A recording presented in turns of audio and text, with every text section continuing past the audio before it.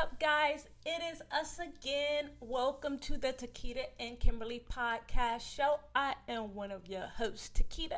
And I'm Kimberly, and welcome back. Happy Wednesday to you. Happy Hope you had a Wednesday. fabulous week so far. And hey, today we're going to be talking about open marriages and soul ties. And this is a conversation that we're going to get into when we've gotten quite a bit of questions about it. And so we'll talk about open marriage first, and then we'll get on soul ties because that was one of the main questions that we got last week, asking us about soul ties. After that, we do have a few questions that we're going to answer on marriage, but the questions we'll do at the end of the show, so you want to stick around for the entire podcast to hear the questions that people ask about marriage and also to hear our responses. So stick around for that. That'll be great. And so let's just jump into open marriage first. What is open marriage, and do you believe in open marriage? So let's see what Kimberly, aka Kimmy, has to say. for me, that's a heck to the no. I just think it's very, very dangerous. And, those who do, more power to you. I think the danger of inviting someone into your bedroom outside your partner, you're inviting fear, doubt, you're inviting low self-esteem, you're inviting all these emotions that you didn't realize could have been there, but they're there because of this other person. And it might seem fun in the beginning, but then if one person's there, another person's not there, and you start seeing each other aside that person, it's just so much mess there. So I don't believe any entanglement in your marriage other than the spouse that you are with. Entanglement. Yes, I think that's absolutely a no for me. Not even think I know it's a no. Right. So open marriage is when you have two parties in a relationship that agree that they will not be monogamous. Yeah. So they both have to agree. And then I'm assuming with every open marriage or open relationship, there are rules. There are rules, but rules do get broken sometime, I'm assuming, in this situation, because some things you can't control. If you dip into that pool, it can be ugly. What do you think is going on in the head of a person that says, you know what, why don't we consider having an open marriage? What would you think? Just a thought makes me want to barf, but I'm gonna go play that role real quick. Maybe because they feel their marriage is stale. They're at a dry season in marriage. They're just not attractive to each other any longer. I mean, the words I hate to even say in a marriage, but maybe they're at a turning point, and they say, let's try something fresh to get involved, and they both might want that. I do know a particular couple, not particularly myself, but somebody, when I say a couple, someone in the industry, and they were saying that it works for them. Yeah. And this particular person gives her spouse a pass several times a year where this person can step out. I know several people. Yeah, and with that, I want to ask that question: does she get a pass too, or is it just he get a pass? I mean, I'm not about pass or not, but I just think I don't know. I don't I just say it's no for me. Yeah. I think what would cause, to answer the question, what would cause somebody to want to do it? It could be, like you said, staleness, but it also could be the fact that they actually love their spouse, and it could be that they don't want to leave their spouse. It's too much for someone to get a divorce. I'm just throwing stuff out there. That's not me. I'm just saying what would cause somebody. They love their family unit, and they find other people attractive, other people that they want to be with, and they don't want to cheat. So instead of cheating, I'm just saying, this is not something I would do. I'm just trying to get in the mind of what will cause a person to consider an open marriage. They love their spouse. They don't want to stop their family unit, their children, everybody's together. Well, get a toy. Exactly. Sorry. We have too much property together. Or, this is the person that I trust, and there's no other guy that I'm going to ever trust like this. There's no other woman that I'm going to ever trust like this. And so they built their own family unit, own family empire. And so they said, because there other people are out there that I might want to sleep with, but I don't want to live with. I might want to sleep with, but I don't want to marry. So that might be a reason why somebody said, well, let's have an open marriage and let's agree. And one of the rules is, before you go out and do this, you got to talk to me first. Or I don't know what could be the rule, but I'm sure there's rules. Yeah. My head is going in right now. But don't you? I can't see that on this. I come to that conclusion. I do. Yeah. But I still stick with what I said. It is a dangerous door to open up. Definitely it's dangerous. I think it seems. I haven't seen anyone in Hollywood when they started off. Well, I don't know if I've seen anybody in Hollywood. I've heard so many people. No. Okay. They have done. I'm saying where I know. Let me rephrase it. I can't imagine there's nothing, no kind of something there that's bothering you that is happening. Even if you wanted to join together doing this, that you want to see your spouse well, bumping with somebody else or vice versa. Right, this is why this is a show, because I want to hear your opinion. And I'm not really giving my opinion, I'm just saying what I read. Yeah. So one of the rules could be, I don't want to see it. I don't want to know about it. That's different. I don't want to see That's different now, and I'll get that part out of it. But now that's different. Because if you're going to do your thing, I don't want to see. If I got to see somebody in the bed with my spouse and see what they're doing, it's a no all the way around for me anyway. Yeah. But I think isn't that more like swinger kind of situation? I don't know. I don't know what that is. Yeah, especially I think a swing is a bunch of people in a room together. I think. Oh, okay. Well, we may have that wrong. We don't 100% know about that. But as far as the open marriage, maybe one of the rules is, or could be, I don't want to see it. This is our agreement. Don't bring it home. Leave it out there. But I have seen on television, reality TV, certain people have admitted that they have a marriage where they give their spouse so many passes a year. Right. Now, is that an open marriage? That is an open marriage. Well, it's open for him.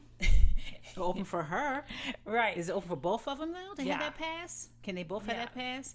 So I don't know. Yeah, because that's another thing that I wanted to know, because I have heard women that are in Hollywood say that they give their spouse so many times a year. Now, is he getting that, or are you getting so many passes a year too, to make it even? Or go ahead. I'm saying the danger too of that, and it's just my personal opinion. Yeah.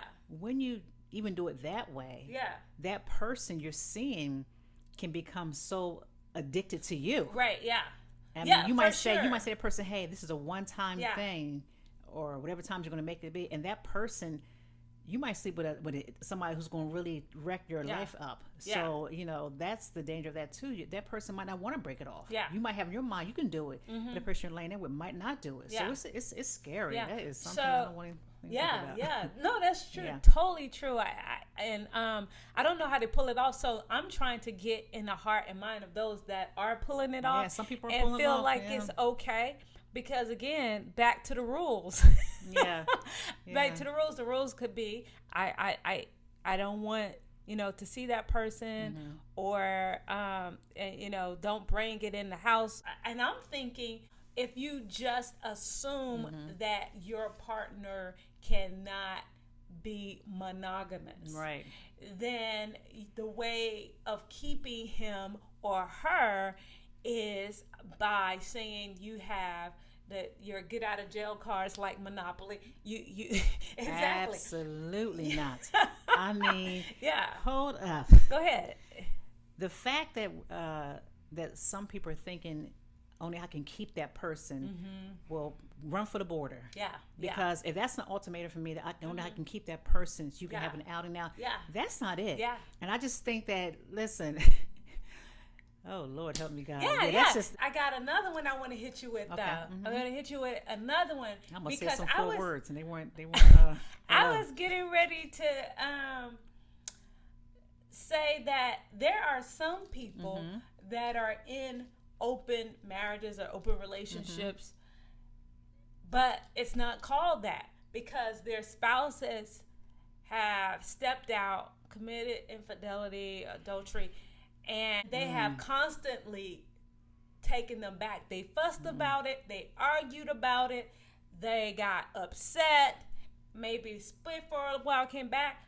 But it is a lifestyle of their spouse, partner, whoever, man, woman. It is a lifestyle of theirs to constantly step out, but that person takes them back. That's kind of like is that an open relationship when a person is cheated on you and that's you constantly take them back? No, that's not open. That's called destruction. That is destruction, and that's destruction, because if she's not open, he's not open. If rather she's cheating or he's cheating, that's not open. That's one-sided. So I think if you're constantly taking back, that's an issue within yourself. Yeah. I mean, that is self-infliction right there. Right. If somebody's cheating on you, and I'm not saying marriages cannot be redeemed, because they can be. Yeah. But I'm saying this person's constantly going back to the same vomit he came from. I'm going that way. Then no, that's called self-infliction. If you're constantly taking this person back. Yeah. I mean, I'd rather lose all than allow myself to keep all, and lose everything that's within myself. If that makes sense. I mean, I just think that you have to make a choice, because once you continue to keep going, allowing this person back in your life over and over again, that's not going to stop. Yeah. And they're only going to have less respect for you. Well, here's the thing. If the person, they're only going to make a move when they're tired. Right. So if it's something that is consistent and they're not tired, then they're not going to make a decision. Hit on the nose. Train people how to treat you. Yeah. If not, you're just going to be a doormat. So I'm hoping this is for somebody out there. Love yourself enough to cut those ties off, which is going to bring us to our next subject in a little while. Right. But yeah. Yeah. So let's get back on the dangers again. There are some people that have been in an open marriage and have been in an open marriage for years, and they are happy, or at least they allegedly. See, when I look at the word happiness right there, you're happy only because you can involve somebody else in your marriage. So is there something lacking with that person? Right. I mean, how happy can you be if my happiness is based on bringing somebody into my marriage? Yeah. So I don't look at that as happiness. I look at there's some inventory you need to do within yourself. Even if it's the most successful marriage, if you bring another person in your marriage that makes you happy. Yeah. So it means if that person's not in my marriage, I'm not happy. That's why some people, I don't understand it, but I guess that's why some people redefine marriage. Because is it a marriage? Right. Is it a marriage? So many different people, so many different parties and parts involved. Is it a marriage, or is it a business decision relationship? That's good. Some people are in a business agreement. That is true. Okay, so one of the things I would think, just off the top of my head, that can happen. If you're in an open marriage, you can become paranoid. Oh, no doubt. Yeah, you become paranoid. You start seeing and hearing things that aren't even there, and they might be there, but because you've allowed the door to open up and creep open, the mind games. You got a whole entire soap opera going in your head. It's probably going on and maybe not going on. So I just think, one of the dangers to me that is the most is when you begin to be vulnerable and open to who you are on the inside and connect with that person. When you begin to be vulnerable, when the shoulder that you lean on is no longer your spouse's or that person that you're in a committed main relationship with, the shoulder that you lean on, the tears that you cry, the problems that you have, the feelings that you have, when it becomes the person that is supposed to be the one that's just a passerby, when you begin to be emotionally, psychologically connected with that person, that to me is the biggest danger. That is so true. Because that is when the game changes. That's a game changer. And now that is a connection that is stronger and deeper than your original marriage, than your spouse's. And so good. And then that to me is the number one danger. I can say, and that leads us into our next topic, which is soul ties. Soul ties. Soul ties, which is soul ties. Let's talk about that for a minute. I'll let you start. Well, you want to start off with soul ties? Yeah. So when I think of soul ties, I'm thinking of bondage. An unhealthy bondage that is hard to break away. Is almost like crack cocaine is an addiction. And so yeah, when I think of that, it's not healthy. We're not talking about soulmate, soul tie. This is a very unhealthy thing to do. So think about who you lay with. Think about who you become intimate with, where in the conversation, who you tell your deepest secrets to and desires to. Those can be soul ties developing to somebody who's not even worthy of that. So when I think of soul ties, I think of bondage. Yeah. Yeah. So this might take us a little bit more time. Yeah. Because soul ties, like Kimberly said, it's a bond, BOND, or connection. I'll call it intense. Now, with soul ties, if you look up soul ties or you do any type of research on soul ties, you'll find there's several different soul ties. They call family ties and emotional ties and physical ties, and everybody got a tie. Right. So, but we're just mostly dealing with physical and emotional. I think we'll hit a little bit on the emotional, but it's like a bond. Let's just deal with mostly physical. It's a bond or connection between two people that happens after they are intimate. That's good. Yeah. After that normally happens after they are intimate. Yeah. So one of the questions that we have, number one, do we believe that in soul ties, and can they get free? Is that what was the question? Yeah. How do I get free? How do you get free from soul ties? So let's talk about the belief in it. When you have a strong bond or connection to someone after you've been intimate with them, and now you are trying to sever ties. I'm assuming. No longer with them, or trying to sever ties with that person. Right. So I believe in it.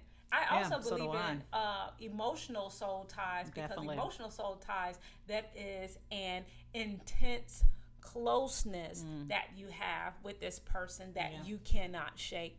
And it doesn't have to necessarily be sex involved at the time. So I do believe in that. Definitely. Let's talk about in a little bit in layman's terms what it is. It is when that person is on your mind. You can't shake them. You can be in a different relationship, and the person that you're with now, when you are intimate with that person or just you're out with that person, you're constantly thinking about the other person. No, that's a now serious some people can just call that love. Right. Let's make sure that it's not love, because love, lust, all of it can look alike. And it can have some similarities, but it is not the same, because lust is for itself.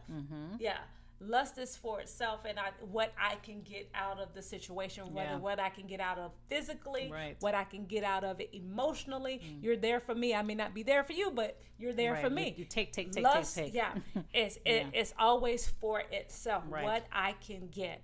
And love is a commitment, and it's all about giving as well. So let's talk about when some of the symptoms of a person that can be in a soul tie. I know one of them, they're on your mind constantly, and especially if you're intimate, you're not thinking about the person you're being intimate with, you're thinking about the person that you was intimate with, and it seems like you can't shake that. I think it's when I think of soul tie, you have, like this, you've been intimate with that person, but also that person's unhealthy for you.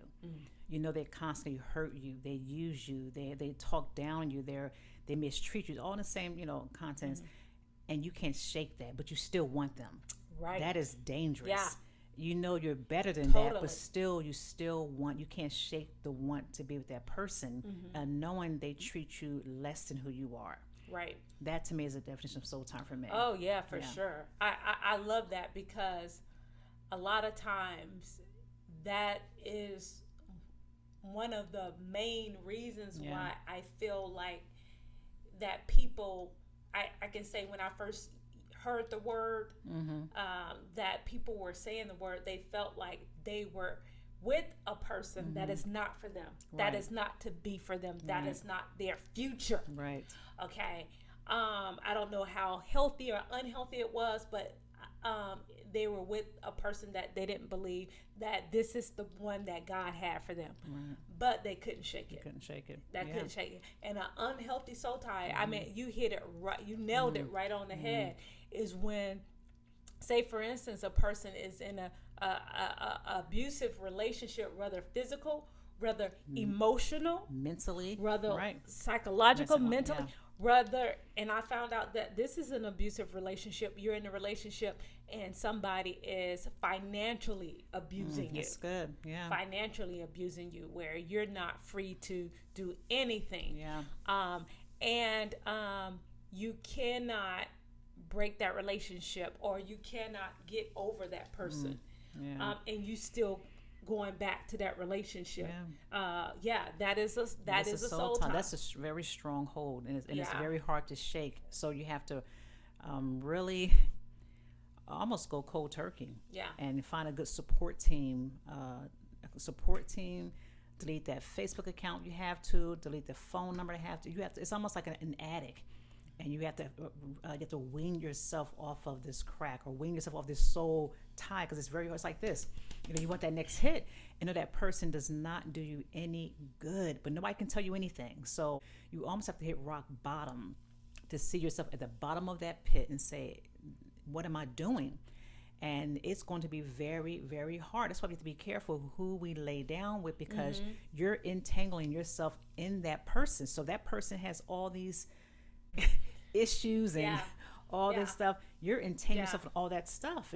I also believe that you can be in a soul tie with a person that is just doesn't love you and just not into you, and is just not willing to make a commitment. Maybe they're not the worst person in the world. Right. Maybe they're not the most horrible person in the world. Maybe, they're not mean to you. But because that person may not love you like that or committed to you, they'll sleep with you. They don't want to bring you to mama. Yeah. And you're ready to move on to something deeper in the relationship, and they won't. But you still constantly give them what they're looking for when they call you. And that you give them that is called, and I don't really like using this word, booty call. The booty call. Yeah. You're at the drop of the booty call hat. Yeah. But there's no commitment there, and that's what you desire. Right. So I'm going to say, another thing is when you want more out of the relationship, and they're not giving you the things that you want or need out of the relationship, and you are just a booty call, but you want more than that, but you can't stop being that. Yeah. Is that's a soul tie. Soul and tie. So crazy when you're with that person and you leave, you feel horrible. That's another thing too. You're with that person, the loving's good. You're all involved with this person, but when you leave, you feel like crap. Yeah. Because the same person is that same person. That person has not changed. Right. And then too, also look at yourself too. When you that's the thing that counts. Yeah, it does. It does. And then also too, when you want that person, your focus on that person is going to change someday. Don't go for that. I mean, you have to know. You're thinking, oh, he or she, they're going to change. They're going to change their mind. Right. You're psyching yourself up. And I think those are other signs of soul ties, to start cutting back a little at a time to redefine who you are. Yeah. And when you start lowering, that's good. Your value, your morals, but especially the value of yourself. When you start accepting things that you would not normally accept, just to be in the relationship, because you're hoping that that person will come around and choose you out of the dozen, or choose you out of the three or two, will choose you. Right. And instead of you making a decision about yourself, you're hopeful, but you see the signs. And I like the point that Kimmy made about sometimes you can't put your finger on what's wrong with the relationship. But when you walk away or go home that day or whatever, when you're not around them, even though you thirst, you're a part of you that thirsts for whatever they're giving you, but your mental state or when you are thinking in a balanced way, you don't really like what you've done or how you feel when you're not in their presence. You don't like how the relationship makes you feel. And you don't feel like there's a future in this relationship, but you keep going back. That is an actual soul tie, because they're not giving you what you want and what you need. So, and when you find yourself stalking their Facebook account, checking the heat of their car, making sure they're there, and you're calling, they're never picking up, but you're addicted to this phone call, addicted to where you're at. That's you don't want. That's just not. It's not healthy. And that is also soul tie as well too. And you find yourself constantly the foot on the gas of wanting to know every move and every angle. Because when somebody does love you on both ends, you don't have to fight for that. It's a given on both sides. So you're the one fighting all the time to keep the relationship above the water. That's a soul tie. And so just look at things and say, this is something I really want to do. And another thing that kind of blows my mind sometimes you can hear a person, especially, let's just talk about watching a movie. Good. A person can flat out tell you, this is what it is. Right. It's not going to be more than that. And I can respect that. Yeah. Sometimes a person can, exactly. Right, I respect that more. Sometimes a person can tell you exactly that, and the other person hears something different. Yeah, that's true. That thing blows my mind every time. When you're in a soul tie, when that person specifically tells you, hey, this is only going to be this. And you want more, and you're still trying to figure out what's wrong with them. Or you're praying that you're constantly trying to figure out what's wrong with them, and maybe if I do this and maybe if I do that, and thinking that things are going to change. So let's talk about some of the things that you can do to break that. Because nobody wants to seem, and this is kind of like a urban definition. Nobody wants to seem thirsty. Yeah, you don't. That's true. Because when you're like that, people tend to take advantage of you. And they take your kindness and everything that you're doing that is good. They take it and they take advantage of that's good. it. So let's talk about some things that we can do. First, you have to really acknowledge that this is obsessive. And everything, I'm glad I used that word, because everything that we're talking about today is not just like the normal stuff when you're trying to get over somebody. We're not talking about the normal things that you go through in your heart, your spirit, when you're trying to stop. It's just like going on a fast. You go on a fast, somebody offer you a donut. You're trying to not do sugar for 21 days, 14 days, 7 days, whatever. We're not talking about the normal things that we're talking about when it is obsessive. And when it's obsessive, that means it can be abuse on top of that, you still want it. It can be talking down at you, you still want it. It can be just enormous cheating, you still want it. And you're the convenient one to go to. You're the convenient one. You can be with somebody else. They can be with somebody else, and you with somebody else, and you still want it. And so acknowledgement is that this is out of the norm. It's something about this person that has a grip on me. It's something about this person that has a hold on me. And I think first seeing that. Another thing that I had put this on my notes, I put AA. Because when an alcoholic or anybody else has issues, they go to AA meetings. They go to, they go to counseling. They do certain things, right? And I put AA just to remind me to mention a lot of times when they're not in the meeting and they're going through that thing where they pass by a bar or they're home and they're upset, and they just want to go to the store and buy some alcohol, they have somebody to call right away. Right. They have somebody to call that's going to talk them down. I think you need a girlfriend or a guy friend that keep it accountable. knows, that knows what you're dealing with. If you can find somebody you trust, sometimes we just don't have that privilege. But I do believe that it is important if you can find somebody. I don't care if it's your mama. Hey, I'm like Kimmy was doing this. I am feeling a certain type of way. I'm about to call Johnny. I know Johnny ain't no good. I'm about to call Sue. I know she's no good. I'm about to get entanglement. Right. Yeah, that is it. Yeah. I'm about to get entangled in something that is number one is hard for me to get out of, and I'm gonna find myself back in the same position and again. So I think it is good and it's fair to say that if you have somebody that you can call when you're feeling that to talk you down. I do want to say something just like too. Somebody talks you out of a drink, talks you out of smoking, you can have somebody to talk you down. Yeah. Also, when you decide in your head, your mind, I'm going to make the choice to sever ties with this person. Don't call the person and tell them to do that, because you'll find some. I'm gonna call him or her, say, hey, this is my last time.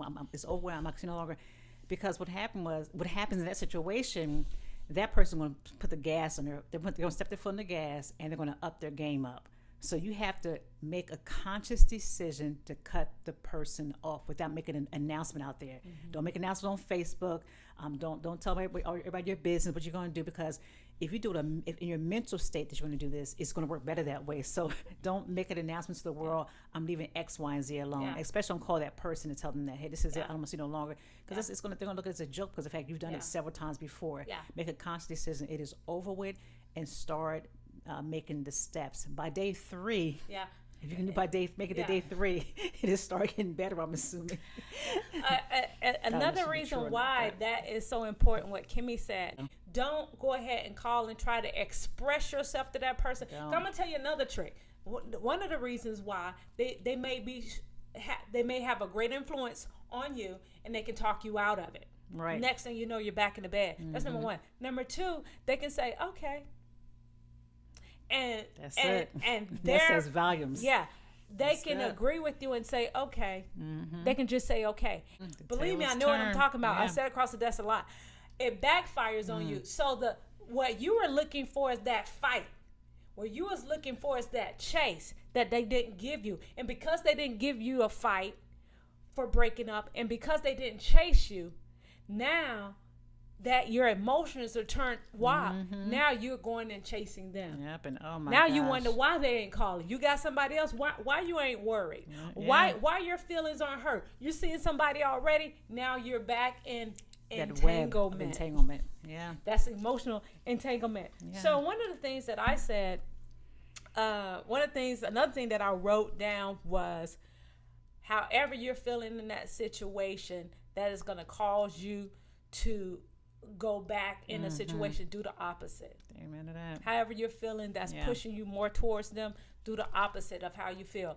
And like she said, it could be like crack. So you could be detoxing yourself. Yeah, it's a detox. It really is. It's a detox. And anybody that has ever detoxed know that you are going to go through some situations. We saw the Ray movie. Yeah, you are going to go through some situations. Exactly. Yeah. And what I want to encourage you is something that I used to always say when I was speaking more, is that just because you're going through those emotional, psychological, and spiritual situations when you're trying to stop doing anything that's not good for you or unhealthy for you, don't think that you're losing just because your body is going through the change. That's good. Your mind is going through the change. They're on your mind. Don't think you're losing. You could be winning, but you're going to have to finish it to the end. Yes, you do. So don't ever think that you are losing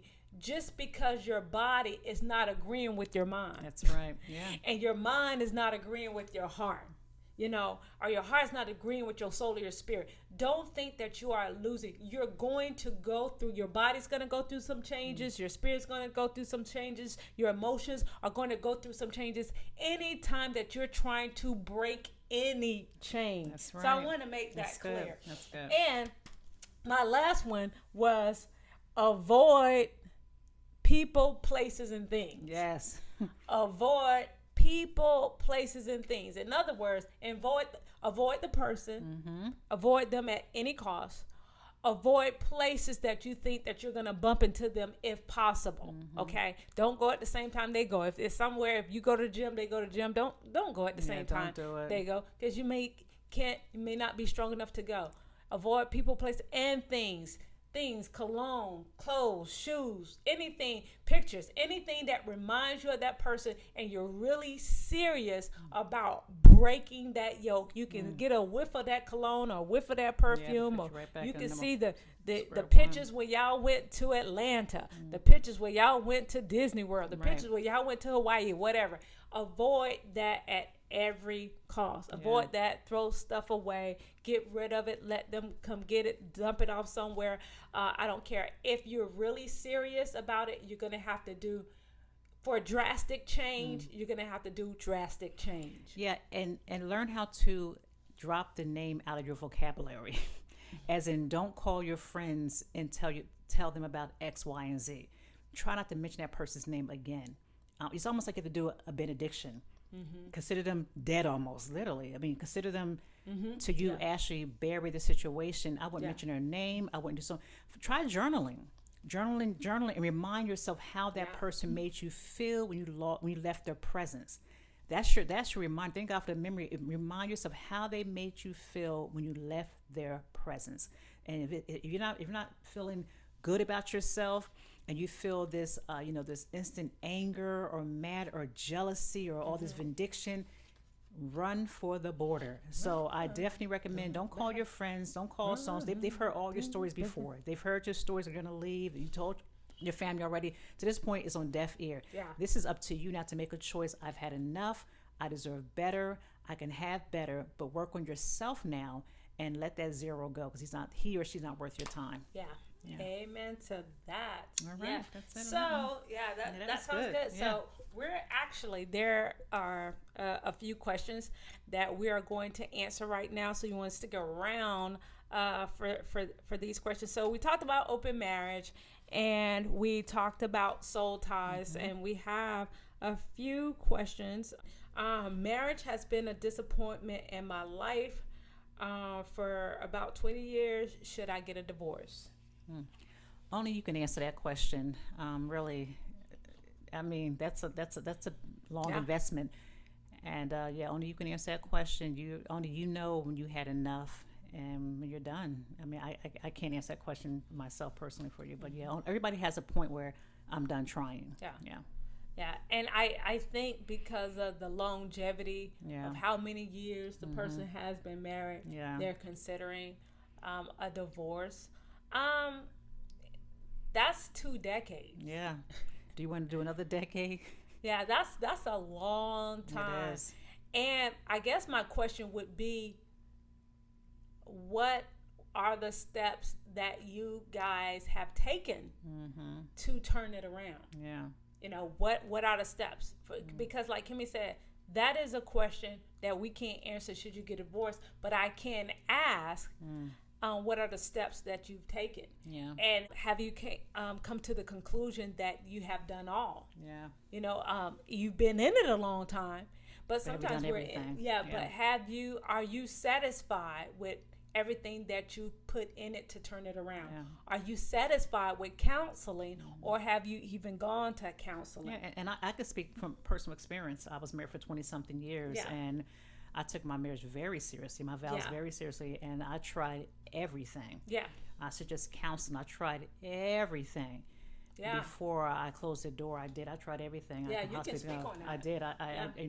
I prayed about it. I saw counseling about it. I wanted that person to have counseling as well too, and it just did not work. And I put 20 years faithfully in this marriage and tried to really work it out, and it just didn't work out. So I had to after seeking God for quite some time, I knew I hit my bottom. Yeah, it was time for me to exit out. Yeah. And the reason why a person like Kimmy and I can't tell you exactly what to do is because if you listen to anybody that tells you to get married or not to get married and it doesn't work out, Right. guess what? You got somebody else to blame. Yeah, you do. You can say, well, that couple on the show told me I need to get out of this. Yeah. Or my pastor told me I need to get out of this. Or my pastor told me I should marry this person. And sometimes that's what they blame people, life coaches and pastors for encouraging them to get married. And if it doesn't work out, it's like I got lots of people have told me I got married because this person told me to or that person told me to. And it really wasn't a person that they loved, they cared about at all. And I think marriage should really honor God. You should want to go home. Yeah. You should want to be with your spouse. And when you find yourself to that point, you don't want to be. There's some questions. You need to ask yourself some questions. Yeah. I think that you're saying 20 years and not happy. That is, I mean, don't let a paper define who you are. You have to make that decision. You want to do another 10 to 15 years like this. Life is short. But if you have done your work and, reached out for counseling, told that person exactly what the problems are, and you guys, and it's still no change, and you've done your own, trying to change your own stuff as well, too, not just a person, and it's still not working out, I think something you have to really ask yourself some hard questions. Yeah. Is this something I want to be in for another 10, 15 years? Yeah, yeah. Or a lifetime. You have to make a decision based on what you have personal peace with. Mm-hmm.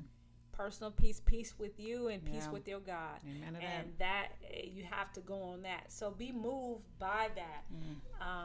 And along with that, make sure that you ask yourself all the questions and do all the check marks. What did it take for me to get here? And what work have I put in it to make it better? Yeah. What work have we both put in it and work that I personally put in it? Yeah, and go see a counselor. Yeah. Go see a counselor by yourself if you have to, and work out with the counselor as well too. Yeah. Yeah. Invest in yourself. Go see a counselor, and Yeah. So, last question is, what is wrong with my husband if he keeps calling me names and always accusing me of cheating? That is our last question. Because he's probably cheating. He's a jackass. And I think that if your husband is calling you stupid and all these names, it's probably because that's what he is. And I did read that, but I didn't want to read it out loud. Yeah. It did have that on there. And so he, shame on him. So I think he's the one I know he's one of the issues. If anyone's calling their spouse stupid and names and belittling their spouse, that means they have their own self-esteem issues. So, that's something that you don't deserve, and no shit you have to tolerate. Yeah. You can help train a person how to treat you. Yeah. Yep. Set those boundaries up. You can be. You can't get anywhere in the NBA ring if you don't have a good assistant. You got that right. You can be assisting in your own demise.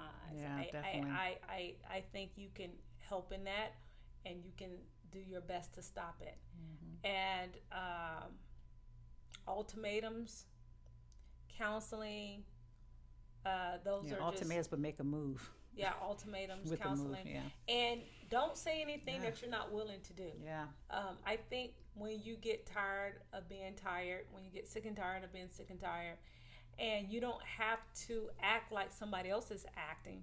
You don't have to go and just, act animalistic in a situation. Right. But you're going to have to build up your self-esteem enough where you say, no longer am I going to tolerate being called out my name and being called names. And as far as being accused of cheating, sometimes people accuse people because they are guilty of the same thing. Yeah. I'm not saying he is guilty of the same thing, but a lot of times if you look at the statistics, a lot of people accuse others of cheating when they are not faithful themselves. Yeah. So, and if he's calling you stupid and all those names, if he's not physically cheating, he's cheating you out of who you are. Yeah. He's cheating you out of your self-esteem, cheating you out of your emotions, cheating you out of his duties as a husband. So, I would he's a zero. Drop that zero. Get yeah. Yep. Okay. Yes. Yeah. Okay. So those are our 3 questions. Hope we were able to answer it to your liking or give you something to process and think about. Yeah. So we have enjoyed this program. We have. Hey, if you have any questions or concerns, you want to talk about a topic on our show, don't forget to email us at tktvhouston@gmail.com. That is tktvhouston@gmail.com. And don't forget to subscribe to our channel. Yes. And have a wonderful, wonderful week. Thank you for your support. Thank you for your support. We love you so much. Like, share. Hey, thank you guys for sharing our video. Do you know that YouTube sends us every month how we're doing, and we're just so excited about you guys sharing our video, liking our video, sharing. And we're just amazed. Fact, the month of July we had 500 of our videos shared. It was 486. The video we shared last week was shared 486 times last week. So, guys! So thank you to you. Continue to share our video. We'll continue to bring you good content every week. We promise to do that.